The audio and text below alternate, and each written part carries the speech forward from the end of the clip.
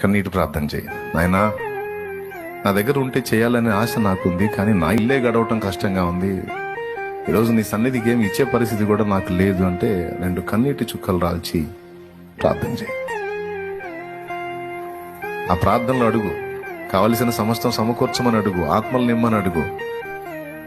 తప్పకుండా ఆ ప్రార్థన విని దేవుడు నీ ఒక్క చేయి ఇవ్వలేంది 100 చేతుల్ని కదిలిచి ఇప్పిస్తాడు. Don't worry, కృంగిపోవద్దు, అధైర్యపడొద్దు, నిరాశపడొద్దు, నిరుత్సాహపడొద్దు. నా తండ్రి కార్యం చేస్తాడు. నీకున్నది లేని ఆయనకు తెలీదా? నీ కడుపు నిండుతుంది లేని ఆయనకు తెలీదా? అయితే ఒకటి మాత్రం నీకు గట్టిగా చెప్తాను, ఈరోజు నువ్వు దీన స్థితిలో ఉండొచ్చు, కానీ నా దేవుడు నమ్మదగిన వాడు.